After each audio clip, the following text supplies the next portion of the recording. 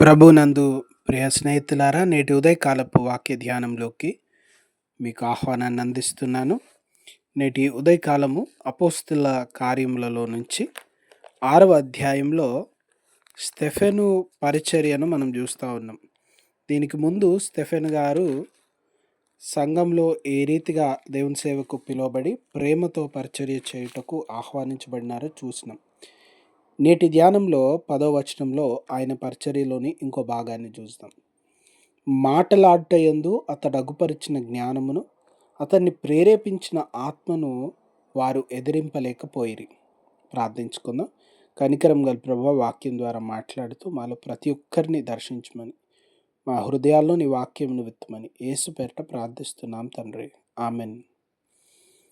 ప్రియమైన వారలారా, నేటి ఉదయకాలము యేసు ప్రభుల వారి పిలుపునందుకొని యేసు ప్రభుల వారి పరిచర్యలోకి వచ్చినటువంటి స్టెఫెన్ గారి పరిచర్యను చూస్తూ ఉన్నాం. స్టెఫెన్ గారు 8వ వచనంలో కృపతో బలముతో నిండుకున్నవాడై ప్రజల మధ్య మహత్కార్యములు గొప్ప సూచక క్రియలను చేయుచుండెను.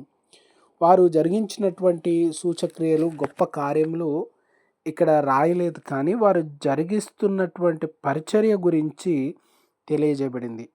ఆయనను ఓడించాలని లేదా అతని స్వార్థ తప్పని అతన్ని ఎదిరించాలని అనేక గుంపులు వచ్చారు.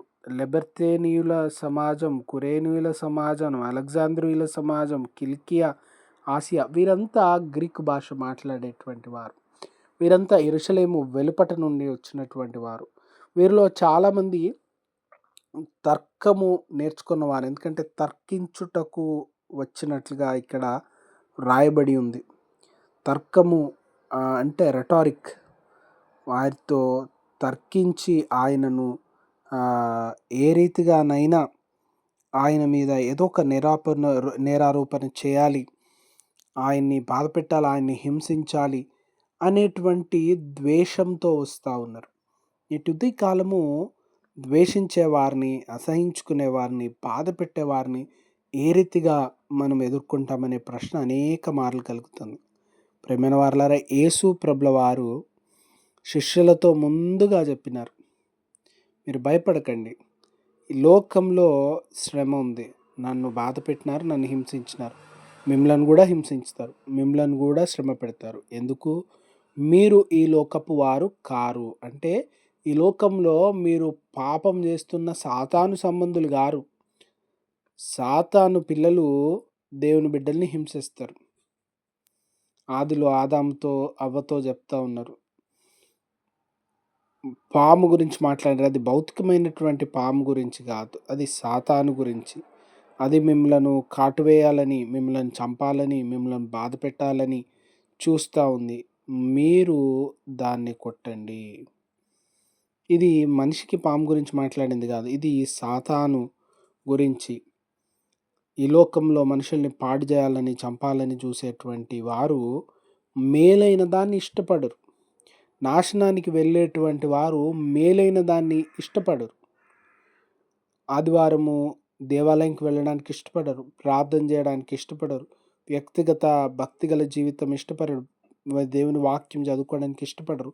అటువంటి వారంతా మంచి జీవితాన్ని జీవించడానికి ఇష్టపడిన వారికి దేవుని పరిచర్యను వ్యతిరేకించాలని, ఆపాలని, ఏదో చేయాలనేటువంటి ఆశ కలిగి ఈ రీతిగా వస్తూ ఉన్నారు. వారంతా ఆయన మీద నేరారోపణలు మోపి ఆయన హింసించాలి, బాధ పెట్టాలని వస్తారు. కానీ ఎటువంటి వ్యక్తిని, తగ్గింపు గల వ్యక్తి, ఆయన అంత గొప్ప మహత్కార్యములు సూచక్రియలు చేస్తూ తిరిగి సమాజంగా వాళ్ళు కూడినప్పుడు టేబుల్ దుడుస్తూ ఉన్నాడు, భోజనం పెడతా ఉన్నాడు, ప్లేట్లు కడుగుతూ ఉన్నాడు. చూడండి, ఆయనలో ఎంత తగ్గింపో. ఆయన ఆత్మచేత నడిపించబడతా ఉన్నారు. ఈరోజు హింసించి బాధ పెట్టేవారు, మనల్ని ఇబ్బంది పెట్టేవాళ్ళు ఎదురవుతున్నప్పుడు జ్ఞాపకం ఉంచుకోండి, పరిశుద్ధాత్మ దేవుడు మనల్ని నడిపిస్తారు. పరిశుద్ధాత్మ మన మధ్యలో, మన జీవితాల్లో, హృదయాల్లో నిండి మన నోటిలో మాటలు అందిస్తారు. ఆ సమయం ఏం మాట్లాడాలి, ఏం చేయాలో ఆయనే చూసుకుంటారు. కనుక భయపడక మనం ముందుకు సాగిపోవాలి. మన పనులు ముందుకు సాగించాలి, మన సేవ ముందుకు సాగించాలి, మన విశ్వాస జీవితం ముందుకు సాగాలి, మన సాక్ష్యం ముందుకు సాగాలి. భయపడాల్సిన పని లేదు.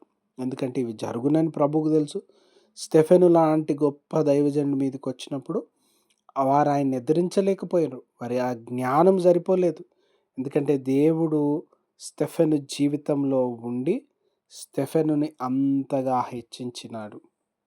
స్టెఫెనుకు తోడై ఉన్న దేవుడు మనకు తోడై ఉండి మనల్ని లేవనెత్తి, మనల్ని బలపరిచి, మనల్ని కూడా గొప్పగా ఆ పరిచర్లో వాడుకొని ఈ లోకంలో ఆయనకు నమ్మకమైన సాక్షిగా చదువుకునే చోట, పనిచేయే చోట, నివసించే చోట వాడుకొని ఆయన నామానికి ఘనత తెచ్చుకుంటారు. కనుక ఈ వారం మొదటి దినాన ప్రార్థనతో, విశ్వాసంతో మన కార్యములు చేసుకుంటూ ముందుకు వెళ్దాం. దేవుని కృప మనకు తోడై ఉండును గాక. May God bless you all. Amen.